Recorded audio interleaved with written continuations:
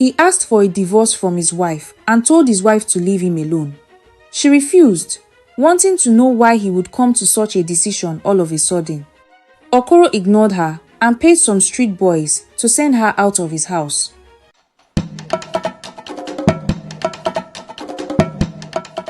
There was a man called Mazi Okoro. He was one of the most respected tailors in the East. His hands were gifted, and he made exceptional attires. He was also known for his kindness. He gave freely, he helped widows, he trained boys for free.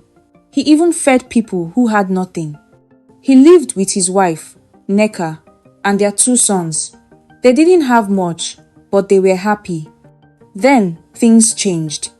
God blessed the work of his hands. His name spread far and wide, and he became known by a lot of people. People came from Enugu, Onitsha, even Lagos, just to wear his clothes.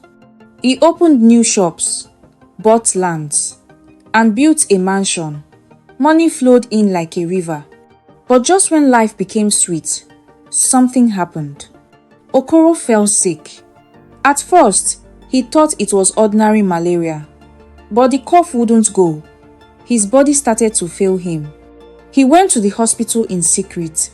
After several examinations and tests done, the doctor told him the heartbreaking truth.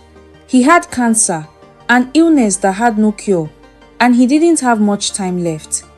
Unfortunately, the cancer has spread, sir, the doctor said. You have only 6 months to live. Okoro left the hospital shaking. He got to his car outside the hospital, and he cried. He thought about everything he had done for others. How he helped people, carried their problems on his head, solved their pain.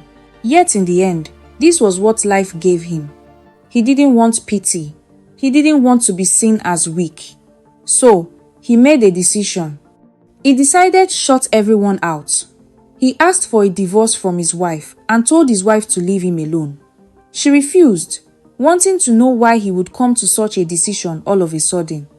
Okoro ignored her and paid some street boys to send her out of his house. But he made sure to settle her with a large sum of money. He stopped picking his children's calls after sending them to boarding school. He sacked most of his workers. He stopped talking to his friends. He became a stranger to the people he once called family. Nobody knew he was sick. They only saw a man who had changed. Then one morning, he called a carpenter to his house. He said to carpenter, "Build me a coffin. Use the best wood. Line it with velvet. Put gold on the handles." The carpenter asked, "Mazi Okoro, who died?" Okoro said, "Nobody, but the person will, very soon." Then he sent for a tailor and said, "Sew me a fine agbada. Use a black expensive material with gold embroidery." He paid market women in advance to cook jollof, enkobi, pepper soup, and small chops. He told them, "Cook well on that day, it will be a big event." He arranged his own burial. From the music to the canopies, from the color of his clothes to the size of his coffin. Then he wrote a letter. He sealed it in an envelope and wrote, "To be read on the day I'm buried." Then, one quiet evening, Mazi Okoro slept and didn't wake up. When the news broke, everyone was shocked. But everything had already been arranged to their surprise, and that was when it dawned on them. His coffin was waiting. His burial outfit was ready. The date had already been picked. The choir had already been booked. Everything was all planned. At the funeral, so many people were in attendance, even his wife, which he divorced, and his kids. They opened Mazi Okoro's letter and read it out. "If you are reading this, then I am gone. I didn't push you away because I stopped loving you. I pushed you away because I was afraid.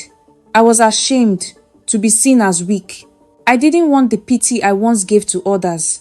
I didn't know how to be helped. I have helped so many people in my life. I gave when I had nothing. But when it was my turn to be carried and helped, I chose silence and loneliness. Now I see clearly that you don't need to be strong all the time. Sometimes, it is okay to be helped, to be loved, and to be prayed for even in your weakness. But I was too proud to ask. Now I regret it. I missed watching my sons grow. I missed my wife's laughter. I missed the joy of presence, all because I didn't want to look vulnerable.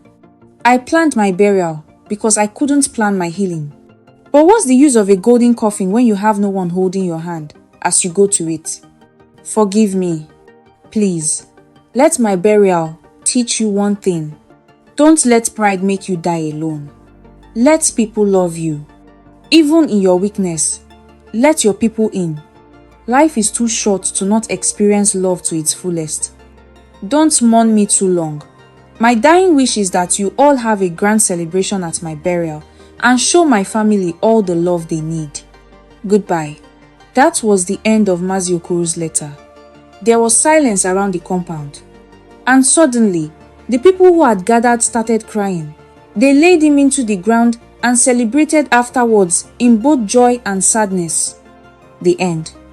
If you enjoyed this story, please like, share, and subscribe.